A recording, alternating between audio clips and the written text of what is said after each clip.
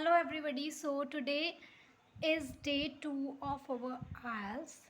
First में हमने जो पढ़ा था कि IELTS में होता क्या क्या है, आज हम राइटिंग को बहुत ही डिटेल में डिस्कस करने वाले हैं। जो राइटिंग होती है इसमें 2 टास्क होते हैं as we discussed in our first video. Task 1 में जो हम करेंगे आज वो है पाई चार्ट, यानी कि एक पिक्चर करेंगे और मैं आपको बताऊंगी कि उसे आपको डिस्क्राइब कैसे करना है। सबसे पहले आपको क्वेश्चन कुछ इस तरह दिया होगा, the given pie chart below. जो ब्लू वाला है वो क्वेश्चन है, particularly the pie charts below show the comparison of different kind of energy production of France in 2 years. की जो चार्ट है नीचे दिया गया है वो आपको शो कर रहा है कंपैरिजन अलग अलग तरीके से जो एनर्जी प्रोड्यूस हो रही है उसके बारे में फ्रांस में 2 ईयर्स के बीच में। तो यहाँ पे आपको देखो पिक्चर दी हुई है दोनों ईयर्स की और यहाँ पे हेडिंग भी दी हुई है कि कंपैरिजन हो रहा है एनर्जी प्रोडक्शन के लिए। सो ये है 1995 की और ये है 2005 की, 2 ईयर्स हैं और दोनों में आपको दिया हुआ है कि कितनी एनर्जी किससे बनाई जा रही है। फॉर एग्जांपल कोल से 29.80% एनर्जी बन रही है, गैस से 29.63% बन रही है और पेट्रोल से 29.27% बन रही है। और यहाँ पे वही पेट्रोल से काफ़ी घट गई है, ऑयल से लिटिल बिट बढ़ गई है और गैस से भी थोड़ी सी अमाउंट में बढ़ गई है। तो ये चेंजेस आते हैं। तो सबसे पहले हमें क्या करना होता है जब भी हम पिक्चर डिस्क्राइब करते हैं, टास्क 1 की आपको इंट्रोडक्शन लिखनी होती है। इंट्रोडक्शन में हम क्या करते हैं, जो ये स्टेटमेंट आपको दी होती है ना, हम इसे अपने वर्ड्स में लिखते हैं सिनोनिम्स यूज़ करके। सिनोनिम्स क्या होते हैं? सेम मीनिंग वाले अदर वर्ड्स, सेम मीनिंग और वर्ड जो है वो अलग होंगे। जैसे कि द पाई चार्ट बिलो को आप हमेशा लिखोगे द गिवन लिखोगे जहाँ, तो यहाँ लिखोगे द रेंडेड। इन दोनों में से आपको एक वर्ड यूज़ करना है पाई चार्ट्स की। जो हमें दिए गए पाई चार्ट्स हैं, शो को आप लिखोगे इलस्ट्रेट, वो हमें दिखा रही हैं। ये वाली लाइन हम स्किप करेंगे, द कंपैरिजन वाली। डिफरेंट काइंड्स को लिखेंगे various types of. Energy production को क्या लिखेंगे? Power generation. ऑफ को लिखेंगे in France in 2 specific year. 2 years को लिखेंगे 2 स्पेसिफिक ईयर्स। नाउ देखो मैंने कैसे लिखी है इंट्रोडक्शन, मैंने 2 तरीके से लिखी है, जबकि हमें इसे जो है अपने तरीके से लिखना था, यानी कि मीनिंग सेम बनना चाहिए। हम इसे जो है अपने वर्ड्स में लिखें, हमें इसे अपने वर्ड्स में लिखना होता है जो इंट्रोडक्शन होती है पर्टिकुलरली। तो मैंने सबसे पहले सिनोनिम्स यूज़ करके एक्टिव फॉर्म में ही लिखा है, द गिवन और rendered pie charts illustrate the information regarding. कि जो हमें दिए गए पाई चार्ट्स हैं वो हमें बता रहे हैं, इंफॉर्मेशन दे रहे हैं किसके बारे में? अलग अलग टाइप के बारे में, जिससे कि पावर यानी कि एनर्जी जनरेट होती है फ्रांस में 2 स्पेसिफिक ईयर्स में। ये है हमारी एक्टिव फॉर्म में। एक्टिव फॉर्म में क्यों है? क्योंकि इसमें प्रेजेंट सिंपल टेंस लगा हुआ है। इफ़ यू कैन सी, तो ये जो है द रेंडेड पाई चार्ट्स और द गिवन पाई चार्ट्स, ये हमारा सब्जेक्ट हैं जो कि प्लूरल है। ये प्लूरल क्यों है? क्योंकि यहाँ पे एस लगी हुई है। और ये जो है ये हमारी वर्ब है और इसे हमें सिंगुलर रखना है, यानी कि इसके साथ में हम एस और ई एस ऐड नहीं करेंगे क्योंकि हमारा सब्जेक्ट ऑलरेडी प्लूरल है। और जो लेफ़्ट ओवर यहाँ से लेके यहाँ तक हमारा बचता है एंड तक, ये हमारा सारा क्या होगा? Object. So this is in active form. तो हम इसे पैसिव फॉर्म में भी लिख सकते हैं क्योंकि मीनिंग सेम बनना चाहिए, हम किसी भी तरीके से इसे लिख सकते हैं। तो मैंने लिखा है पैसिव फॉर्म के लिए द इंफॉर्मेशन रिगार्डिंग, की जो इंफॉर्मेशन है पावर जनरेशन के बारे में इन फ्रांस में बाय डिफरेंट सोर्सेज, अलग अलग धातु से, अलग अलग चीज़ों से, is provided by the given pie charts, वो हमें दी जा रही है। जो हमें पाई चार्ट्स दिए हुए हैं उनके द्वारा हमें वो इंफॉर्मेशन दी जा रही है। तो फर्स्टली जो information regarding the power generation in France जो है यहाँ तक, सोर्सेज तक, ये जो है ये हमारा सारा ऑब्जेक्ट है पैसिव फॉर्म में। और इस जो है ये हेल्पिंग वर्ब है, प्रोवाइडेड वर्ब की थर्ड फॉर्म है और लेफ्ट ओवर जो भी बच जाता है by the given pie chart, ये हमारा है सब्जेक्ट। और जो बाय है ये आपका होगा प्रेपोजिशन। सो ये हमारा हो गया पैसिव में, जबकि ये हमारा था एक्टिव फॉर्म में। और ये हमने इसी स्टेटमेंट को अपने वर्ड्स में लिख दिया, अपने तरीके से सिंपल भाषा में लिखा है। आप इसके लिए सिनोनिम्स भी यूज़ कर सकते हो और इसकी सेंटेंस टाइप भी चेंज कर सकते हो। दोनों में से कोई भी मेथड आप देख सकते हो जो आपको इजी लगता है।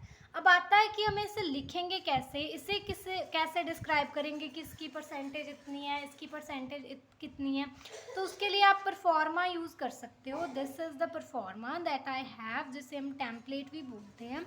ये पाई चार्ट के लिए है। ये आपको क्या होगा, इसे आप रट सकते हो। बेसिकली इसमें आपको सिर्फ नाम ही डालने होंगे, बाकी सारा आप बिल्कुल सेम लिख सकते हो। जैसे कि the given pie charts introduction के लिए इलस्ट्रेट द इंफॉर्मेशन रिगार्डिंग, मैंने भी एक्टिव फॉर्म में ऐसे ही लिखा है और उसके बाद सिंपली जो भी हमारा टॉपिक था वो डाला था। उसके बाद देखो, अब अगर हम BP1 से स्टार्ट करें तो आप इसको कैसे यूज़ कर सकते हो। मेन पैराग्राफ 1 इससे कैसे बना सकते हो। अगर आपके पास ये पिक्चर है और आप इसे यूज़ कर रहे हो तो आप कैसे बना सकते हो। विद रिगार्ड्स टू, ये हमारा कनेक्टर है कि अगर हम बात करें और आप यहाँ पे लगाओगे टॉपिक, टॉपिक इसमें क्या है, power generation. With regards to power generation, अब ये दोनों पाई चार्ट डिफर किससे कर रही है, यानी कि इसमें डिफरेंस मेन किस चीज़ का है, 2 ईयर्स का डिफरेंस है। तो आप लिखोगे इन 1995, जिसमें हम पहले एक पाई चार्ट को डिस्क्राइब करेंगे और दूसरे पैराग्राफ में दूसरे पाई चार्ट को। तो with regards to the 1995 energy production, comma the most significant share was of, मतलब सबसे ज़्यादा शेयर, सबसे ज़्यादा परसेंटेज या अमाउंट किसकी है। तो अगर आप यहाँ पे देखो तो यहाँ पे 3 चीज़ों की अमाउंट सबसे ज़्यादा है, तो आप तीनों का नाम लिखोगे कॉमा और एंड लगा के, और यहाँ पे तीनों की परसेंटेज लिखोगे। देखो इनकी परसेंटेज में थोड़ा थोड़ा फ़र्क है, तो इनकी ओवरऑल आप लिख सकते हो ऑलमोस्ट 29%, क्योंकि थोड़ा थोड़ा फ़र्क है तो इतना तो चलता है, हम कर भी सकते हैं। और अगर आप चाहो तो सबसे ज़्यादा वाला यानी कि कोल यहाँ पे लिख के कोल का नाम और उसकी परसेंटेज यहाँ पे लिख सकते हो।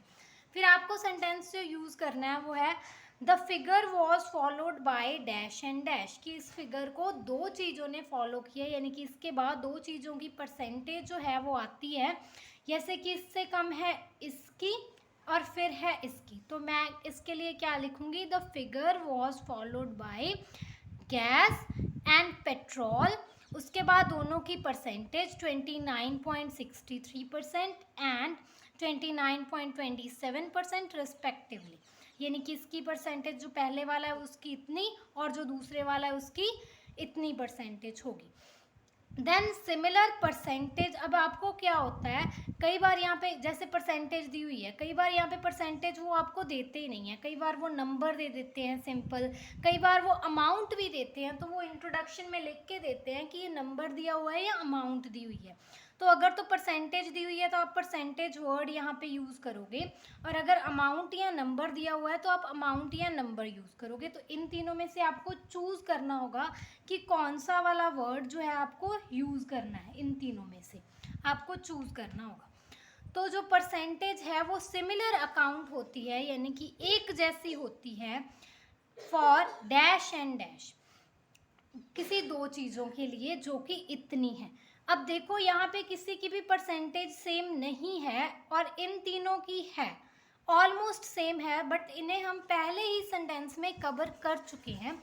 तो आप ये सेंटेंस छोड़ भी सकते हो, लेकिन मैं आपको एज एग्जांपल बना के बता रही हूँ कि आप ये भी लिख सकते हो, similar percentage was accounted for gas and coal which was 29%। उसके बाद एक सेंटेंस है दैट अ वास्ट या minute discrepancy can be seen in dash and dash. इसका मतलब है, वास्ट का मतलब होता है ज़्यादा, इसका मतलब होता है ज़्यादा जो हो, और माइन्यूट का मतलब होता है कम। तो अगर तो आपको लगता है कोई भी आपकी 2 फिगर जो आप ले रहे हो, ये और जे मान लो, अगर इन दोनों में ज़्यादा फ़र्क आपको नज़र आता है तो आप लिखोगे द वास्ट, और अगर कम फ़र्क है जैसे कि यहाँ पे 2% का है तो आप लिखोगे a minute. Discrepancy can be seen in, discrepancy का मतलब होता है फ़र्क, थोड़ा या ज़्यादा फ़र्क आपको देखने में मिल सकता है अदर्स एंड न्यूक्लियर में, किसी भी दो फिगर्स में आप नाम लिखोगे कि इसमें और इसमें हमें ज़्यादा या कम फर्क देखने को मिलता है, कॉमा एज फॉर्मर वाज, जैसे कि जो पहली वाली है वो है आपकी इतने परसेंट, जबकि जो लेटर यानी कि जो बाद वाली है वो है आपकी इतने परसेंट। उसके बाद आपका आ जाता है BP2। ये मैं आपको लिख के बताऊंगी कि मैंने परफॉर्मा से कैसा लिखा है, इसे इसका सैंपल मैं आपको दूंगी, लेकिन पहले हम डिस्कस कर लेते हैं पूरा का पूरा। सो यहाँ पे अब है हमारे पास BP2 का proforma when it comes to, कि जब हम बात करते हैं, यहाँ पे अगेन आप टॉपिक लिखोगे when it comes to power generation in 2005 by different sources dash rank the first, और यहाँ पे परसेंटेज। अब इसमें किसका रैंक सबसे फर्स्ट आया है, यानी कि कौन जो है वो सबसे ज़्यादा परसेंटेज वाला है। तो अगर आप देख पा रहे हो तो मेरे हिसाब से कोल और गैस सबसे ज़्यादा परसेंटेज वाले हैं, जिनकी परसेंटेज भी तकरीबन सेम है। तो यहाँ पे मैं लिखूँगी coal and gas ranked the first, और यहाँ पे दोनों की परसेंटेज जो है 30% वो लिख दूँगी, कॉमा वाइल। वाइल का मतलब होता है जबकि dash notch the last rank with this much percentage. Dash की जगह पे अब इन्होंने बोला है कि इसने लास्ट रैंक लिया इतने परसेंट से, तो लास्ट रैंक इसका है अदर का। So other notch the last rank with 9.10%। Dash stood at this much percentage as against to dash at this much percentage. ये आपको कैसे यूज़ करना है, अब देखो ये तीनों हमारे कवर हो चुके हैं, ये दोनों बाकी हैं। तो इसे कैसे लिख सकते हो, यहाँ पे एक का नाम लिखो पेट्रोल स्टूड एट, फिर इसकी फिगर लिखो 19.55%, एज अगेंस्ट टू दूसरे का नाम लिखो न्यूक्लियर एट, इसकी परसेंटेज लिखो 10.10%। इसका मतलब है ये इतने पे रुका जबकि ये इतने पे रुका, जैसे कि पेट्रोल 19.55 पे रुका जबकि न्यूक्लियर सिर्फ कितना था 10.10%। उसके बाद आ जाता है रिस्पेक्टिव फिगर्स वाला सेंटेंस। जो भी अगर इसमें तो बाय चांस हमारी अभी कवर हो गई हैं सारी फिगर, बाय चांस आपके पास अभी भी बहुत सारी फिगर्स बाकी हों तो आप ये सेंटेंस लगा सकते हो द रिस्पेक्टिव फिगर्स फॉर, यहाँ पे आप नाम लिख सकते हो, वर यहाँ पे उनकी परसेंटेज या जो भी अमाउंट है वो लिख सकते हो। एंड पे आप बनाते हो एक ओवरऑल। ओवरऑल मतलब होता है समरी, जो भी हमने अभी तक लिखा उसकी हाईलाइटिंग पॉइंट्स या समरी हम देते हैं उसे बोलते हैं ओवरऑल। ओवरऑल लिखते समय ये याद रखना होता है कि ओवरऑल पक्का लिखें, इसे स्किप ना करें। It can be seen that, ये देखा जा सकता है, और उसके बाद जो भी आपके हाईलाइटिंग पॉइंट्स आपको लगते हैं वो आप लिख सकते हो। देन है सेंटेंसेस फॉर सिंगल कैटेगरी। कभी क्या होता है कि हमारे पास सिर्फ एक ही बच जाता है, एक ही चीज़ की परसेंटेज बच जाती है, और इसमें जो मेनली परफॉर्मर्स में सेंटेंसेस हैं ये इस तरह से बने हुए हैं कि वो दो या दो से ज़्यादा पे ही लगते हैं। तो अगर आपके पास सिर्फ एक ही बचता है तो उसके लिए आप अलग तरह के सेंटेंस भी यूज़ कर सकते हो, जैसे कि यहाँ पे नाम लिख के यूज़ कर सकते हो। फॉर एग्जांपल न्यूक्लियर है, उसकी परसेंटेज 10.10% है, तो उसको ऐसे लिख सकते हो nuclear stood at 10.10%। By chance कोई ऐसा है जिसकी सबसे कम परसेंटेज है लेकिन वो अकेला ही रह गया है, अब आपको उसे लिखना है, तो आप लिखोगे हाउ एवर, जबकि डैश यानी माने कि न्यूक्लियर, कोई भी नाम आप लिखोगे जो सबसे कम है। How ever nuclear was accounted for the least, nuclear जो है वो सबसे कम आंका गया जो कि इतना परसेंट था। या फिर आप सिंपल भी लिख सकते हो प्रपोर्शन परसेंटेज के लिए अमाउंट अगर दी हुई है तो अमाउंट यूज़ करोगे, अगर नंबर दिया हुआ है तो नंबर यूज़ करोगे। और यहाँ पे हमें प्रपोर्शन दिया हुआ है यानी कि परसेंटेज दी हुई है तो हम परसेंटेज ही यूज़ कर रहे हैं। द प्रपोर्शन आप लिखोगे ऑफ न्यूक्लियर वॉज 10.10%। ये मैंने आपको न्यूक्लियर की एग्जाम्पल लिख के बताया, लेकिन ये आप किसी के लिए भी यूज़ कर सकते हो जो कि सिर्फ एक ही बाकी हो अगर आपको डिस्क्राइब करने के लिए। अब इसी परफॉर्मा से मैं आपको बताती हूँ कि इसका मैंने आंसर कैसे लिखा है। सो लेट अस सी, मैंने यहाँ से स्टार्ट किया है with regards to the energy production in 1995। With regards to जो है वो मैंने क्या किया है, इसमें से लगाया है। देखो विद रिगार्ड्स टू, फिर मैंने टॉपिक लिखा है, टॉपिक को मैंने यहाँ पे हाईलाइटर से हाईलाइट किया है कि जो एनर्जी प्रोडक्शन है 1995 की, जो पाई चार्ट्स होंगे वो आपको चेंज हो होकर आएंगे, यानी कि टॉपिक बदलता रहेगा। तो टॉपिक आप यहाँ पे उस अकॉर्डिंगली डालोगे जो भी आपका टेस्ट या एग्जाम वाला होगा। Comma the most significant share was of, सबसे ज़्यादा शेयर किसका था, जैसे कि हमने चार्ट में देखा, यहाँ पे देखोगे तो कोल, गैस और पेट्रोल का ही है सबसे ज़्यादा। आप चाहो तो 1 मिनट के लिए इसे रोक कर एनालाइज कर सकते हो वीडियो को। तो यहाँ पे देखो कि एनर्जी प्रोडक्शन जो है वो कोल, पेट्रोल एंड गैस की सबसे ज़्यादा थी, तो मैंने जस्ट नाम लिखे हैं, बाकी सारा परफॉर्मा वाली लाइन जो है मैंने सेम लिखी है। The most significant share was of dash की जगह पे मैंने तीनों का नाम लिखा है, कोल कॉमा पेट्रोल कॉमा एंड लिख के मैंने लिखा है गैस, और ब्रैकेट में सबकी परसेंटेज लिखी है ऑलमोस्ट 29। आप इसको ऑलमोस्ट से भी लिख सकते हो और सीधा सीधा 29 भी लिख सकते हो। देन हमारा सेंटेंस था कि फिगर के बाद क्या आता है। देखो अब मेरे पास ये दो ही बच्चे थे, अब भाई हमें वर्ड लिमिट भी तो पूरी करनी है ना। अगर मैं दोनों को एक ही लाइन में लिख देती तो वर्ड कम रह जाते, तो मैंने क्या किया है, पहले एक को एक ही में कवर किया और दूसरे का अलग बनाया है। मैंने लिखा है, यहाँ पे हम लिख सकते थे the figure was followed by, ये देखो यहाँ पे 2 की स्पेस है लेकिन मैंने सिर्फ एक ही लिखना है, तो मैं कैसे लिख रही हूँ, the figure was followed by, मैंने एक का नाम लिखा यहाँ पे, जहाँ पे 2 का नाम था, एंड नहीं लिखा, ये वाला नहीं लिखा, सिर्फ यहाँ तक एक ही का नाम लिखा और ब्रैकेट में एक ही की परसेंटेज लिखी, जो ये दूसरा वाला एंड वाला रिस्पेक्टिवली है ये मैंने नहीं लिखा। The figure was followed by nuclear, आप यहाँ पे विद के साथ भी लगा सकते हो, अगर विद नहीं लगा रहे तो आप सिर्फ ब्रैकेट में परसेंटेज लिख दो। अब देखो मेरे पास एक ही बाकी था, तो जैसे मैंने आपको बताया कि अगर आपके पास एक ही बच जाता है तो आप इन तीनों में से कोई भी एक सेंटेंस लगाओगे। तो मैंने यहाँ पे ये सेकंड वाला सेंटेंस जो है वो इस्तेमाल किया है, हाउ एवर अदर वॉज, देखो हाउ एवर यहाँ पे आपको नाम लिखना था, हाउ एवर अदर वॉज। अब अकाउंटेड फॉर द लीस्ट लिख के परसेंटेज लिखी होगी, वो नेक्स्ट पेज पे है, other was accounted for the least with, यहाँ पे हमने लिखी है परसेंटेज। अब वैसे ही जो दूसरा पैसेज है वो भी मैंने परफॉर्मा के हिसाब से लिखा है। देखो व्हेन इट कम्स टू, यहाँ पे हमने टॉपिक लिखा है the power generation from different sources in 2005। मैंने दोनों में ईयर्स चेंज किए हैं क्योंकि मेन डिफरेंस हम ईयर्स का ही कर रहे हैं। तो देखो जैसे कि कोल और गैस की सबसे ज़्यादा परसेंटेज थी, यहाँ पे आप देख सकते हो कोल और गैस की सबसे ज़्यादा परसेंटेज है जो कि 30% के बराबर है।